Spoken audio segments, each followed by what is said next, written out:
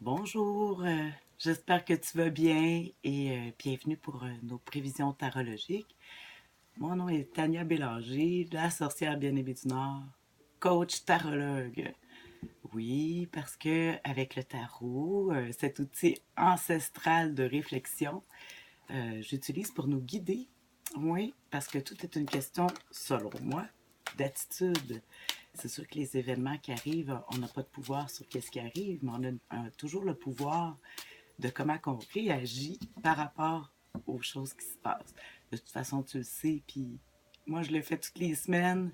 Tire 3 4 pour connaître notre humeur, les défis et l'attitude gagnante à observer cette semaine.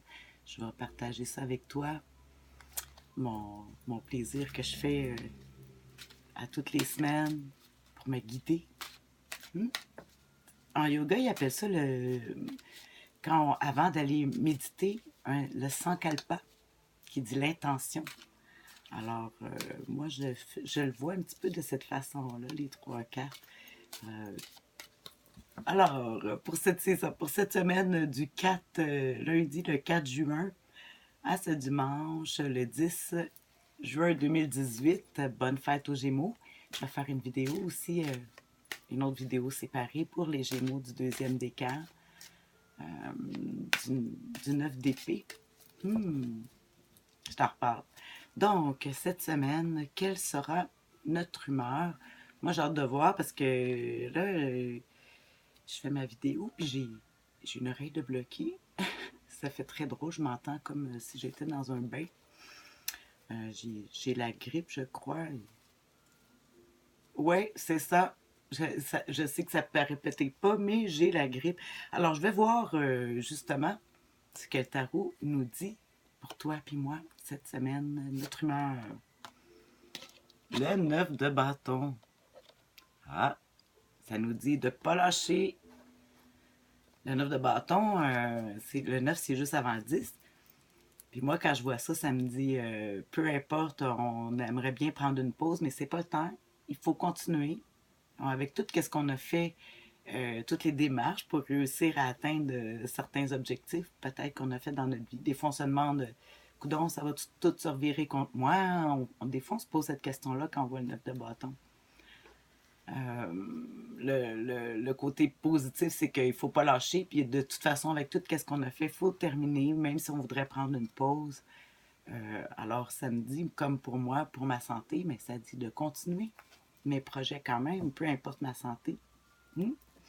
Ce matin, j'ai fait une méditation, puis je me disais que peu importe ma santé, je me connecte avec l'énergie de la Terre, puis de l'univers, l'énergie cosmique, pour me guider, peu importe ma santé, pour réaliser ce que je veux. Alors, j'ai bien fait. Je vais regarder justement, ça va être quoi le défi euh, qu'on va avoir cette semaine. Oh, la justice. La justice qu'on va associer à la balance. Le défi de la justice, ça serait justement de trouver un équilibre dans sa vie. C'est sûr qu'avec la justice, c'est dur de voir pour moi par rapport à l'aspect de santé, mais peut-être justement je vais voir mon médecin mercredi, tiens. Euh, mais justement, la justice va toujours penser à aller faire des choses, chercher un équilibre. Euh, Ça serait le défi. Manquer d'équilibre, pas bouger. Ah, c'est drôle, j'ai de la difficulté à avoir du négatif avec la justice. Ça va me faire plaisir de regarder ça tout à l'heure dans mes livres. Je ne le ferai pas tout de suite, je vais te l'écrire.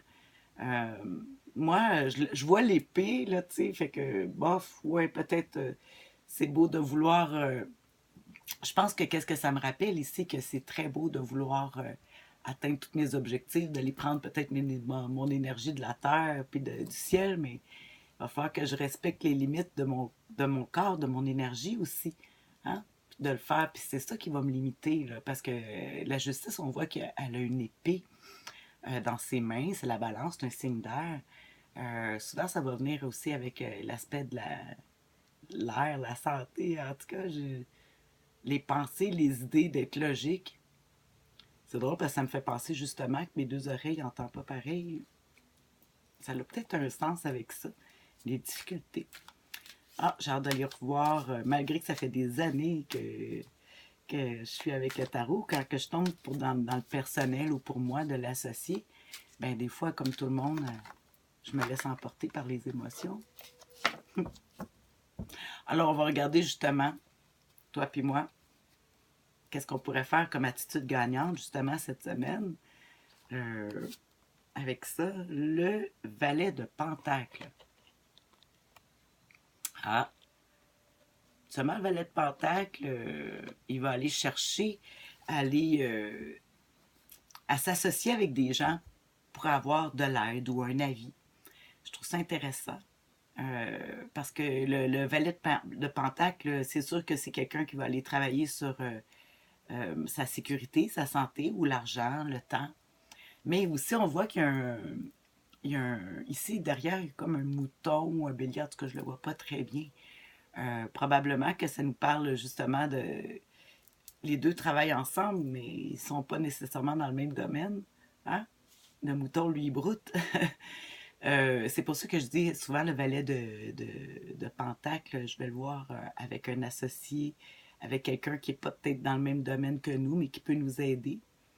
Peut-être justement atteindre la fin de nos objectifs si justement, comme ici avec la justice, on a des empêchements par rapport à euh, des devoirs à faire. Tiens, avec la justice, c'est comme ça que je vois des devoirs à m'occuper de ma santé, tiens.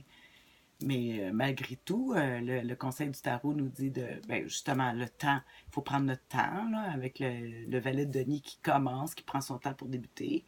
On prend le temps de faire les choses, puis peut-être aller chercher de l'aide de quelqu'un qui n'a aucun rapport dans notre domaine, mais qui peut, par son énergie différente, pouvoir nous supporter dans ce qu'on a accompli. Je vais quand même écrire ça. Je vais aller voir dans mes livres. Je t'écris ça. Si jamais ça te tente, laisse-moi toi ta vision de ces trois cartes-là. Ouais, sur ce, je te souhaite une excellente semaine. Prends soin de toi.